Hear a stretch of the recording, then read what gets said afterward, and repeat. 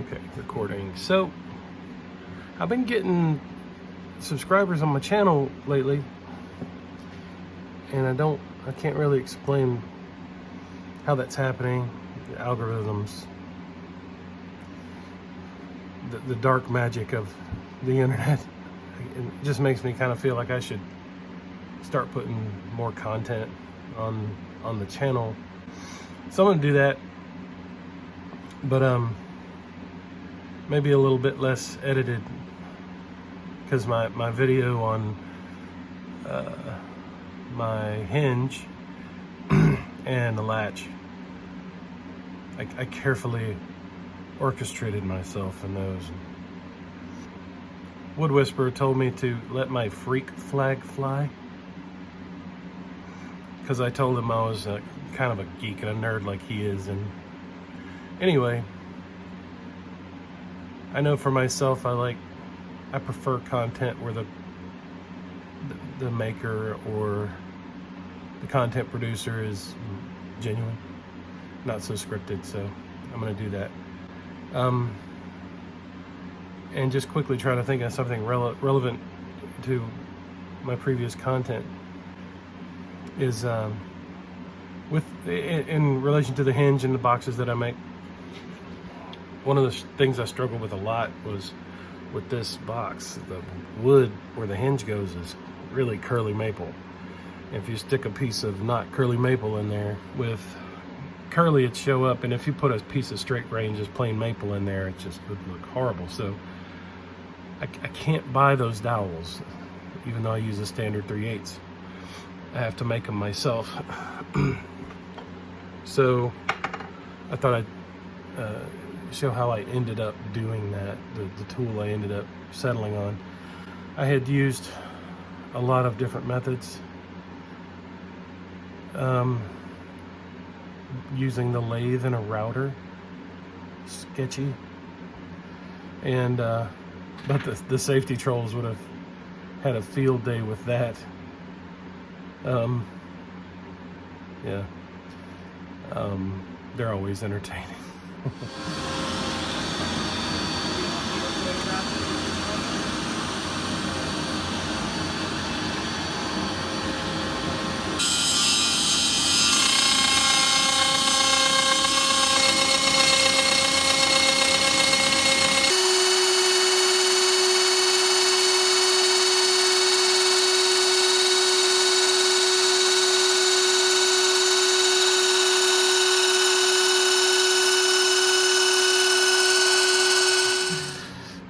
But anyway, so I found a tool on Amazon and thought, I'm gonna give it a shot. I'll try it, and it works pretty good. I was really surprised. I was very dubious. Anyway, I'll cover that and how I use it. It's a brilliant thing, very simple. So, and it gives me a very finished kind of cut too, and it's pretty good. So anyway, I gotta make a blank though, because you gotta make the stick to make the round stick with. So I'm gonna do that, and then I'll pick back up. That's all for now. Man, can't believe that's just one camera. 10 pounds, huh?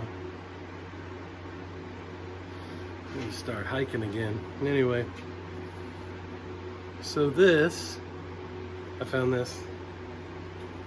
It's bigger than I need, but I'm gonna cut what I need out of this. It's pretty consistent. Look at the wee curls. Nice. Like a beautiful blonde lass hair.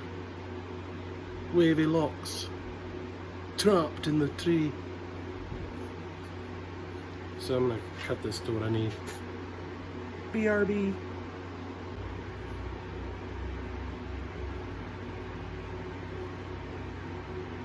Two blanks to start work with. So now I'm gonna sand these to whatever 16th is, just over 3/8 by whatever 16th is just over 3/8.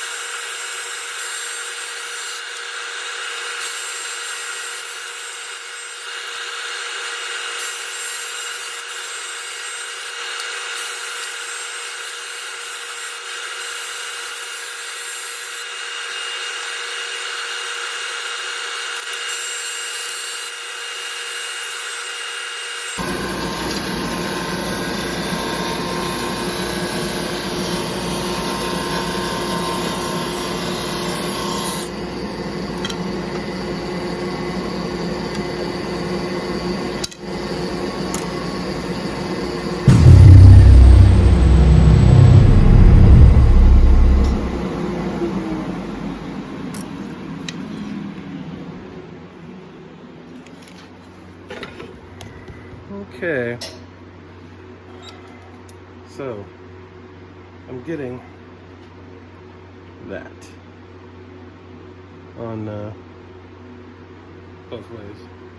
3/8 being 3.375, a little bit over. Now my box is 12 inches along the back side, so I usually cut a blank. I want to end up with a blank about 14 inches so that I can, I kind of have some grain to choose from, left to right, to try to match up at least the density of the figure that the box has, because that can change, as we know. Maple. But so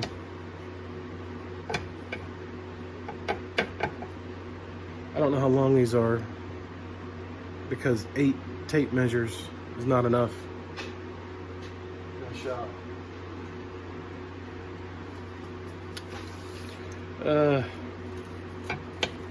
Okay, so these are like 25 inches long. This will be plenty to work with, so I don't have to worry about what the drill does to the ends. Let's shoot it up a little bit. So next thing, I have a nice little place to store these. So this one will be ready for next time. I'm not going to do this one. Look at that. Made that myself.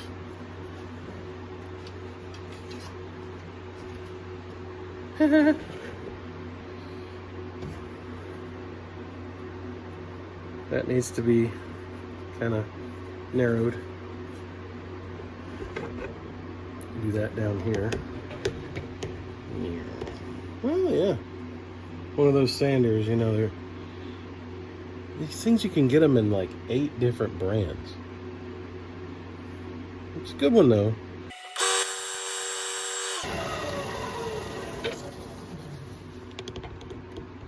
Did you see how close my finger was to that?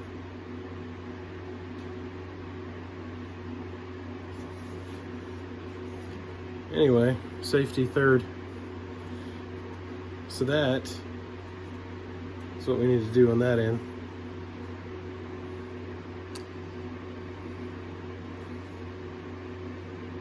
Let's do it on the other end too.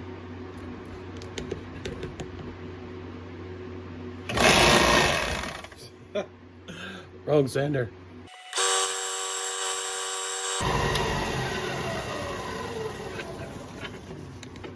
Alright, that'll give the drill something to hold on to. Oh, you're so tall. You're growing up so fast. Okay. Drill. Excuse me, it's behind you. Thanks.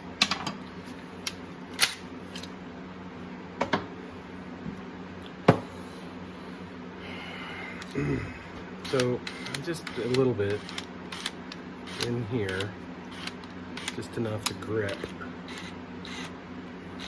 There. Ooh, did you hear that? Now, the moment of truth. It's not that drawer. Excuse me, I've been sick. This thing,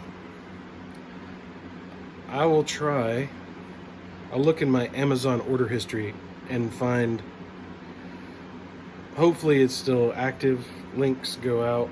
Anyway, I'll give you what I can. But it does standard sizes. See, it says inch right there. So what's cool about this is that it does the size, 3/8 is our target, and the 32nd dimension immediately above that, which is kind of cool. So if you need a fat dowel or a loose dowel, so you kind of got that option. You can sneak up on the best fit, and it works great for this application. Now, using this thing is man, it's fun. And I'd seen the ones with the, so this has these little cutters, and this whole plate is tool steel, which is, I think, why the price point is where it is, and it's really precision, very consistent results. And I've made many very hardwood dowels with this one, and it cuts like butter still, and forward or reverse. So you kind of have two, if you don't mind going in reverse. I'll get started. So I use a bench clamp. Let me angle this down. Okay.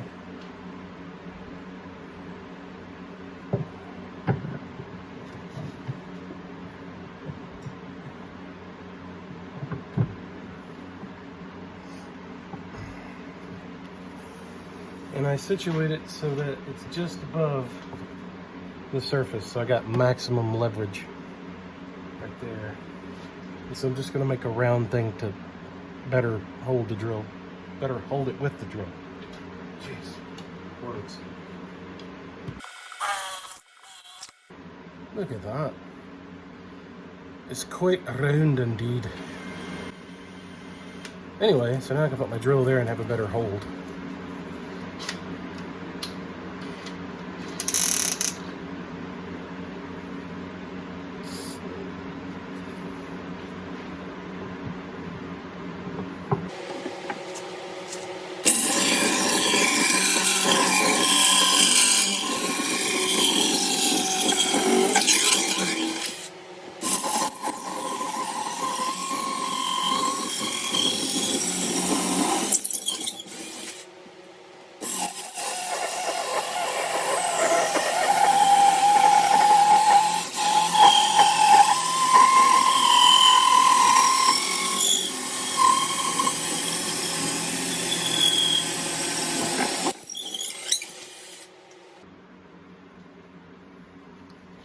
And here we're getting to the size that's just up.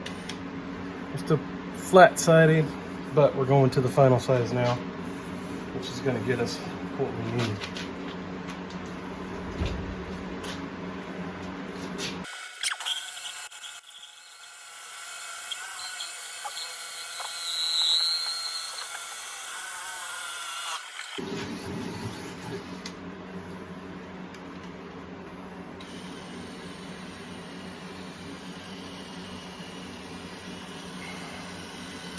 Some minor tool marks, but for curled wood, for figured wood, no tear out.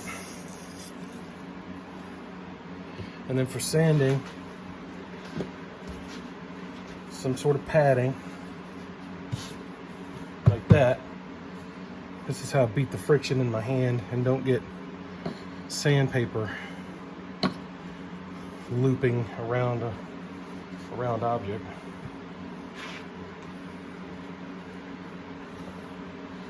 These bad boys.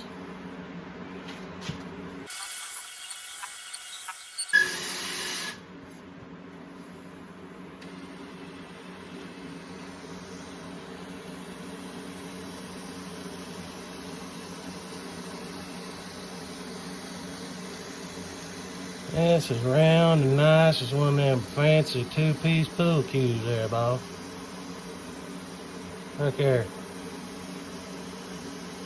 That's right now.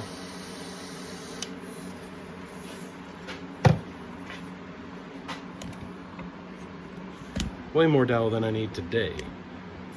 If the piece of wood I have, like a lot of times I'll use the same piece of wood that I've been using on the box, so that, you know, tone and grain consistency and all that. Let's see.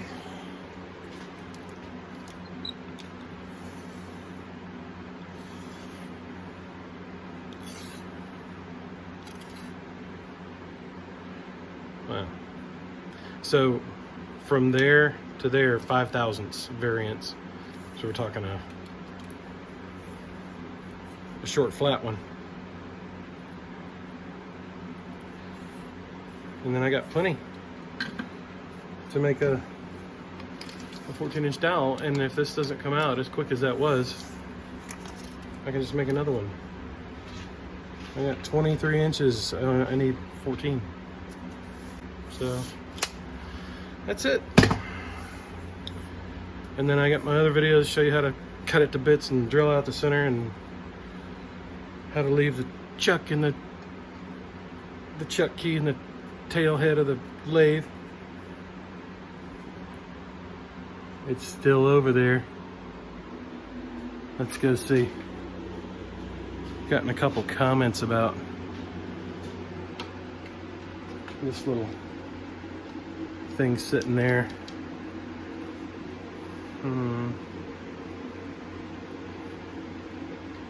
Look at it. Just waiting to take me out. I'm sure it'll be the death of me. Anyway, I appreciate people being concerned about my well-being. I'll be nice. I'll still delete your safety troll comments though, but thanks for the activity. Anyway, so that's this video. Thanks for coming along with me. I'll see you next time.